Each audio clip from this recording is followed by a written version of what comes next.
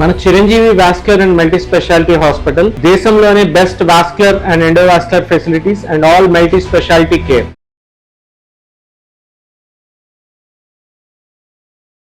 Sir ఈ diabetic food కూడా ఎక్కువగా వింటూ ఉంటాం సార్. షుగర్ పేషెంట్స్ ఎక్కువగా అన్నారు, మీరు మాటల్లో అన్నారు, నిజంగానే చూస్తున్నాము డయాబెటిక్ పేషెంట్స్. డయాబెటిక్ ఫుడ్ కూడా ఎక్కువగా చూస్తాం. దీని గురించి ఇక్కడ చిరంజీవి హాస్పిటల్స్లో ఎలాంటి ట్రీట్మెంట్, దీన్ని మీరు ఎలా ట్రీట్ చేస్తారు? కాళ్ళు వేళ్ళు మీరు కూడా తీసేస్తారా ఏంటి సార్? లేదమ్మా, మన బ్రాంచ్ యొక్క సూపర్ స్పెషలైజేషనే కాళ్ళు వేళ్ళు పోవాల్సిందని కాపాడడం అనమాట. సో ఈ వాస్కులర్లో మనం ఏం చేస్తామంటే డిఫరెంట్గా, చాలామంది అవగాహన లేక డయాబెటిక్ ఫుడ్ అంటే ఓన్లీ షుగర్ వల్ల వచ్చింది, అది దాన్ని క్లీనింగ్ చేస్తే మానిపోతుంది అని అనుకుంటా ఉంటారు.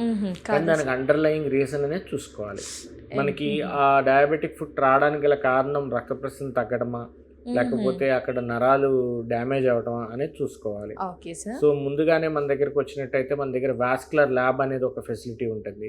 మన చిరంజీవి హాస్పిటల్లో ప్రప్రథమంగా advanced ABI TBA system, Messi system అని, విచ్ ఈజ్ ఇటాలియన్ సిస్టమ్.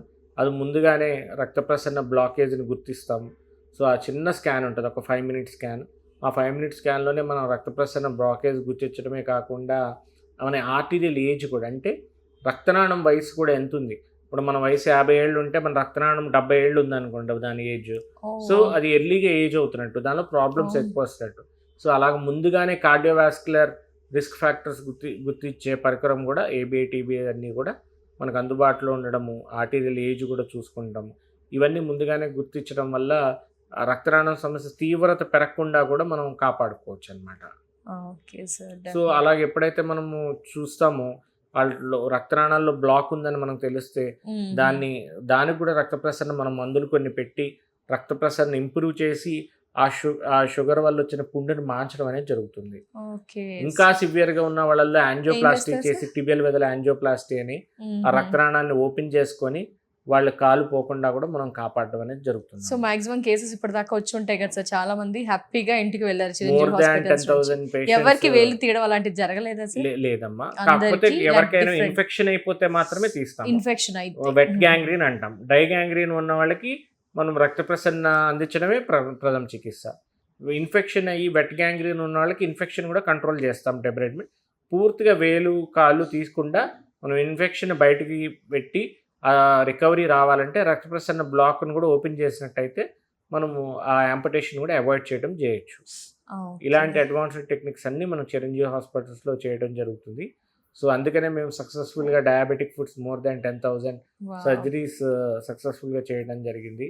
క్లిష్టమైన కాలు పోవాల్సిన కేసెస్లో కూడా మేము యాంపుటేషన్ అవాయిడ్ చేయడం జరిగింది. సో కానీ కొంత కేసెస్లో ఏమవుతుందంటే ఊర్లో ముందుగానే వాళ్ళు వేళ్ళు కట్ చేయించుకొని దాన్ని డెబరైడ్మెంట్ చేసేసుకొని, అంటే చేయకుండా ముందుగానే మనకు వస్తే మంచి రిజల్ట్స్ మనం ఇవ్వచ్చు. కొన్ని విలేజ్ లో ఇంకా మెడిసిన్స్ అవి కూడా వాడుతుంటారు, పసరమందని, దానివల్ల ఇంకా డ్యామేజ్ ఎక్కువైపోయి అసలు మేము తర్వాత సేవ్ చేయడం చాలా టఫ్ అవుతుందమ్మా. సో దీని మీద అవగాహన చాలా మందికి కావాల్సి వస్తుంది. సో ఇలాంటి జాగ్రత్తలు మన షుగర్ పేషెంట్స్లో ముందుగానే కాళ్ళను కూడా పరీక్షించుకొని వాస్కులర్ సెంటర్ దగ్గరకు వచ్చి పరీక్షించుకుంటే చక్కటి రిజల్ట్స్తో ఏ ఇబ్బంది లేకుండా మన దగ్గర ఫుట్ స్కాన్ అనేది ఉంటుంది. దాంతోపాటు ఫుట్వేర్ కూడా కస్టమైజేషన్ చేసి ఇస్తాం.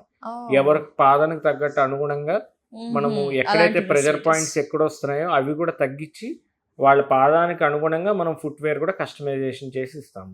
సార్ ఈ స్ట్రోక్స్ వస్తూ ఉంటాయి, రక్తనాళాల్లో మనకి బ్లాక్స్ అవుతూ ఉంటాయి, ఇలా సిమ్టమ్స్ కానీ ఇలా వచ్చినప్పుడు అన్నీ కూడా పక్షవాతానికి కారణం కావచ్చు అంటారా సార్? యా, ఈ రక్తనాళాలు మనకి carotid vessel disease, carotid artery disease అంటాం. అంటే మన బ్రెయిన్కి వెళ్ళే పెద్ద రక్తనాళం కెరోటిడ్ ఆర్టరీ అనమాట. ఆ రక్తనాళంలో ఎప్పుడైతే మార్పులు వచ్చి ప్లాక్స్ ఉండి ఆ ప్లాక్స్ పైకి వెళ్ళి బ్లాకేజ్ అవుతుందో మనకి పక్షవాతం అనేది రావటం జరుగుతుంది అందరిలో. సో అందుకనే పక్షవాతం మీద ముందుగానే మనం రాకుండా అవాయిడ్ చేయాలంటే కెరోటిడ్ స్క్రీనింగ్ ముందుగానే కొన్ని సిమ్టమ్స్ ఇస్తుందమ్మా. లైక్ సడన్ గా కళ్ళు బయలు గమ్మినట్టు, ఒక ట్రాన్సియెంట్ ఇస్కెమిక్ అటాక్ అంటాం. అంటే ఎర్లీ స్టేజెస్ లో ఏమవుద్దంటే మన బ్రెయిన్ సడన్గా కొంచెం కళ్ళు బయర్లు గమ్మినట్టు, కొద్దిగా బ్లాకిష్ అయినట్టు, మళ్ళీ వెంటనే రికవర్ అయిపోతారు. సో అదే స్టేజ్లో మనం కళ్ళు తెరిచి వెంటనే కెరోటిడ్ డాప్లర్ అనేది చేయించుకున్నట్టయితే మనకు ఒక అవగాహన వస్తుంది.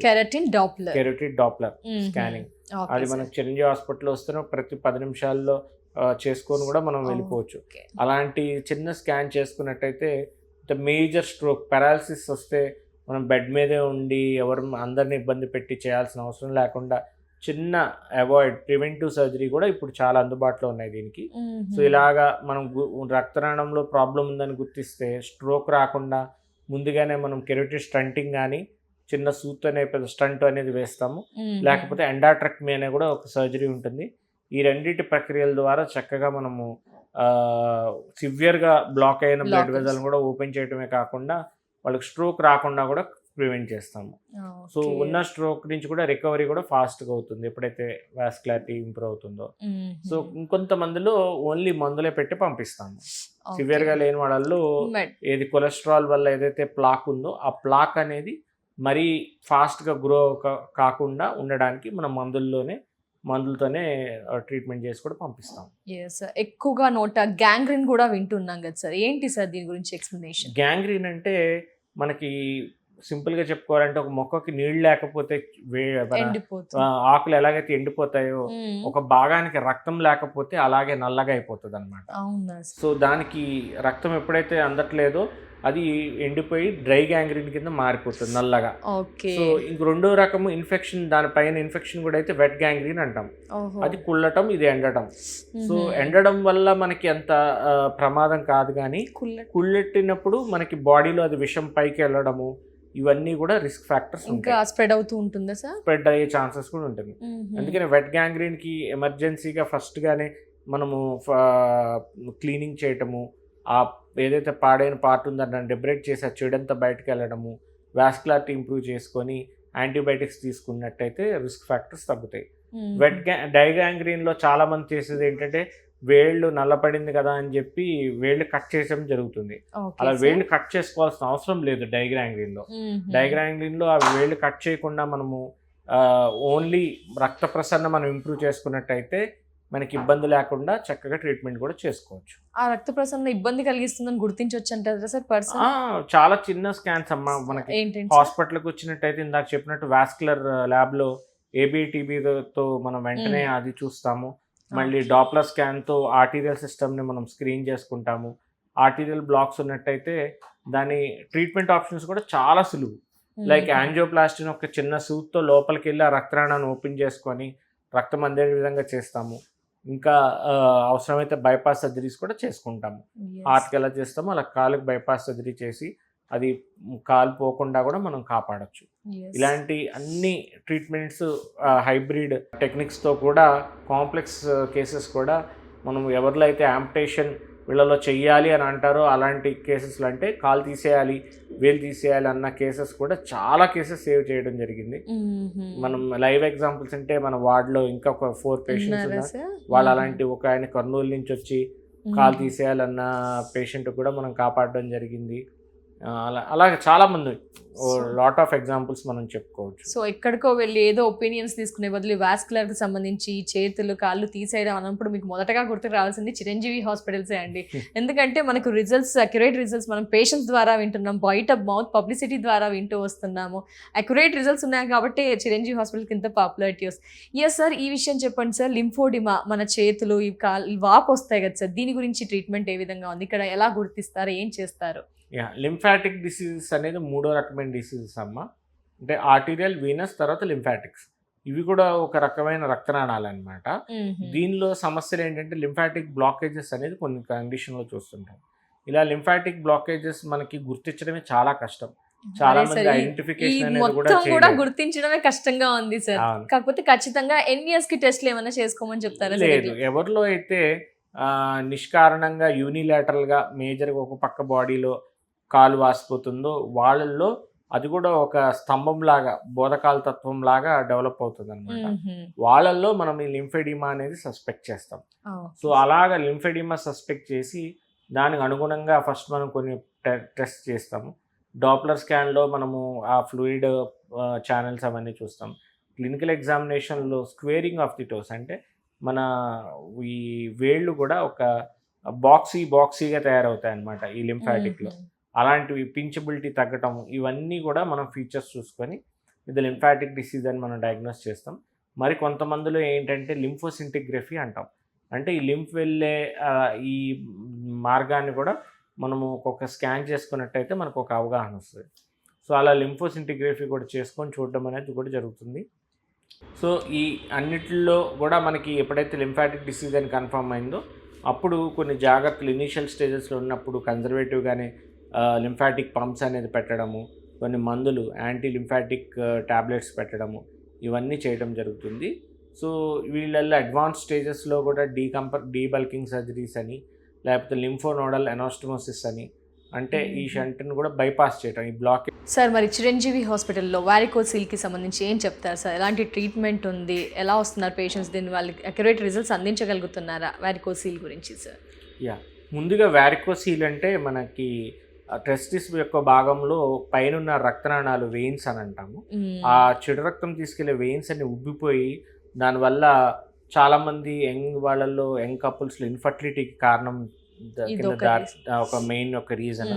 2 మేల్ ఇన్ఫర్టిలిటీకి ఒక మేజర్ రీజన్ వారికోసిల్ అని చెప్పుకోవచ్చు. 2 దానివల్ల డిస్కంఫర్ట్ అనేది డెవలప్ అయ్యి చాలా పెయిన్ఫుల్గా కూడా ఉంటుంది. సో ఇవన్నీ మేజర్ వారికోసిల్ వల్ల ఒక కాస్మెటిక్ అపీరెన్స్ ప్రాబ్లమాటిక్ అనిపించడం, ఇవన్నీ కూడా వారికోసిల్ సమస్య అని మనం చెప్పుకోవచ్చు.